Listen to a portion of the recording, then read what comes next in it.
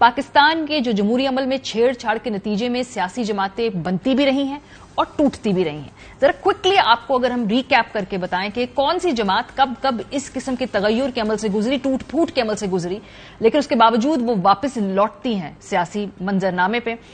पीएमएलएन से आगाज करते हैं। आजकल पीएमएलएन का अच्छा वक्त है, वो वापस आ गए हैं। बड़ा मुश्किल वक्त उन्होंने भी देखा 2019 से, इससे पहले भी माजी में भी बड़ा इससे ज्यादा तगड़ा वक्त पीएमएलएन देख चुकी है। 1999 का वो जो वाकया है, हम लोग तो खैर उस वक्त खुद देखा है, जिन लोगों को नहीं मालूम उनको हम याद कराई देते हैं कि 1999 में जनरल परवेज मुशर्रफ के मार्शल लॉ के बाद नवाज शरीफ साहब गिरफ्तार हुए, तो पार्टी को यकजा रखने के लिए उस वक्त बेगम कुलसूम नवाज को सामने आना पड़ा था।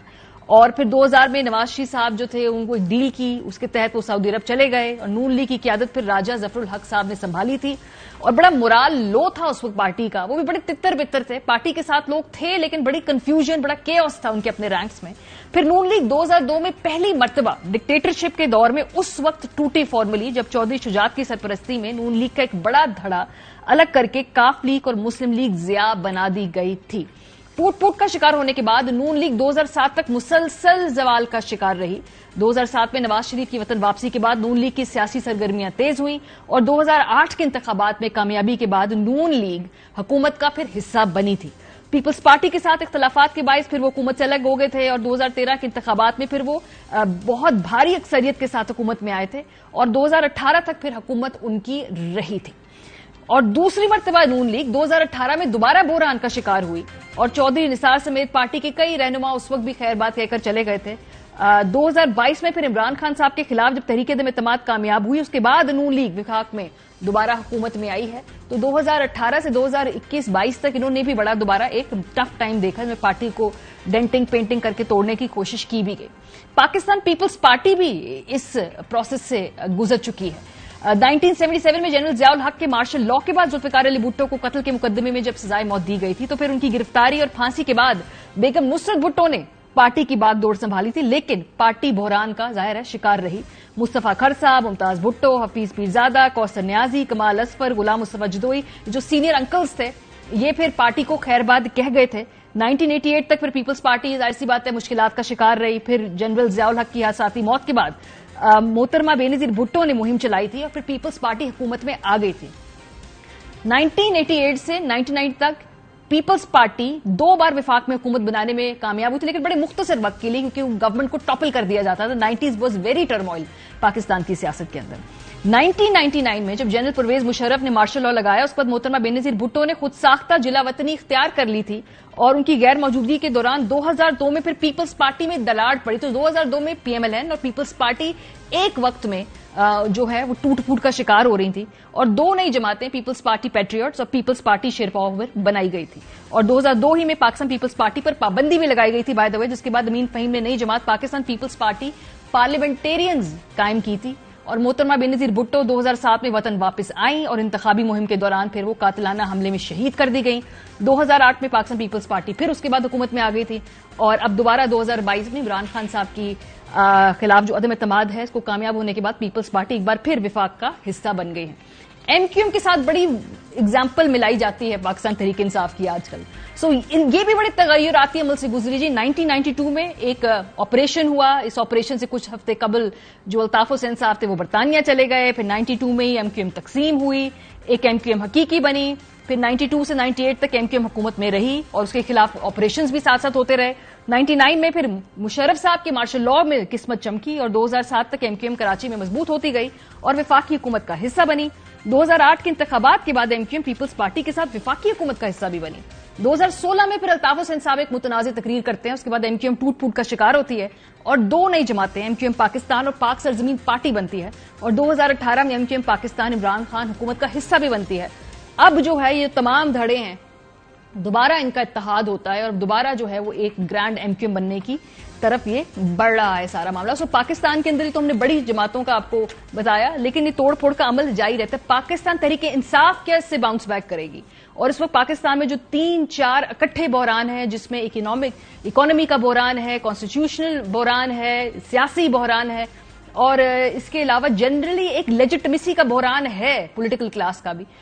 ये क्या इससे वापस आना आसान होगा? ये टेस्ट केस है पाकिस्तान तहरीक इंसाफ का। हमारे साथ मुस्तफा नवाज खोखर साहब मौजूद हैं, सीनियर सियासतदान। बहुत शुक्रिया मुस्तफा।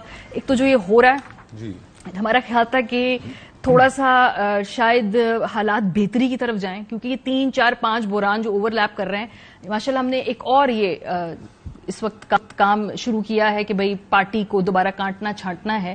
سو پی ٹی آئی جو اس وقت ہے کدھر لگ رہا ہے آپ کو؟ کیا اس میں اس طرح کی صلاحیت ہے جیسے پارٹیز پہلے باؤنس بیک کرتی ہیں، گیون دا فیکٹ کہ ادھر موروثیت ہے تو خاندان سے کوئی بڑھ کے آگے سنبھالتا ہے پارٹی کو؟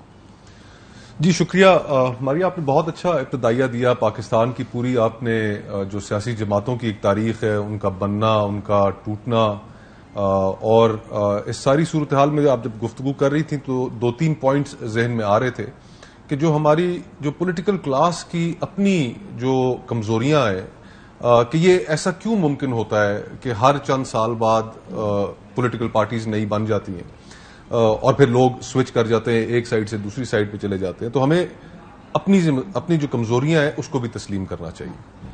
ہمارے ہاں کیونکہ سیاست ایشوز کے گرد ریوالو کرتی نہیں ہے، نظریات کے گرد ریوالو کرتی نہیں ہے، اور سیاست دان جو ہے ان کا جو پہلا ہدف ہے سیاست میں وہ ہے اقتدار حاصل کرنا ایٹ اینی کاسٹ، چاہے اس کے لیے آپ کو ادھر سے ادھر جانا پڑے. اقتدار آپ کا ہدف کسی ہے، کو دھکا دے کے اس کے اوپر چڑھ کے رونتے ہوئے گزر جانا ہے، لیکن اقتدار حاصل کرنا ہے. اچھا، اور پھر اقتدار کس لیے حاصل کرنا ہے؟ اقتدار اس لیے حاصل کرنا ہے کہ میرا ڈی سی لگ جائے، میرا ڈی پی او لگ جائے، پھر دوسرے نمبر پر کہ میرے حلقے کے اندر ترقیاتی کام ہو جائے. اور یہ پولیٹیکل کلاس جو ہے اس نے اتنی بڑی رکاوٹ ہے لوکل گورنمنٹ سسٹم کے سامنے. ٹھیک بات ہے کہ لوکل گورنمنٹ سسٹم جو گراس روٹ ہے ڈیموکریسی کہ جہاں سے متبادل قیادتیں اور نئی لوگ سامنے آتے ہیں، ہم اس کے سامنے دیوار بن کر کھڑے ہوئے کہ نہیں، کہ نئی قیادت کوئی نہ آئے، ہماری جو چودراہٹ ہے، ہماری جو خانگیری ہے وہ قائم رہے اور نئی کلاس کوئی نہ آئے.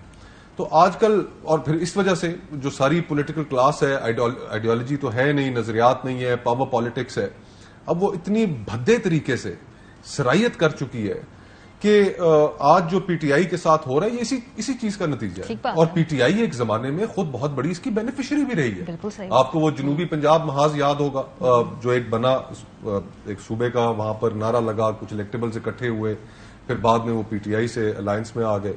اور پھر جو 2012 آنورڈز کا جو پیریڈ تھا ٹل 2018 الیکشنز، اس میں جو سپورٹ حاصل رہی پی ٹی آئی کو، اور جو لوگ اس وقت ایک نام سیاسی اصطلاح چلی کہ لانڈری ہو جاتی ہے جی، واشنگ مشین میں سے آپ باہر نکلتے تو اجلے کپڑوں کے ساتھ آپ کا ماضی سارا ایک طرف اور آپ نئے طریقے سے پی ٹی آئی میں شامل ہو جاتے ہیں. اور اسٹیبلشمنٹ کا اس کے اندر ایک بہت بڑا ہاتھ تھا عمران خان صاحب کو اس مقام تک لے کے جانے میں.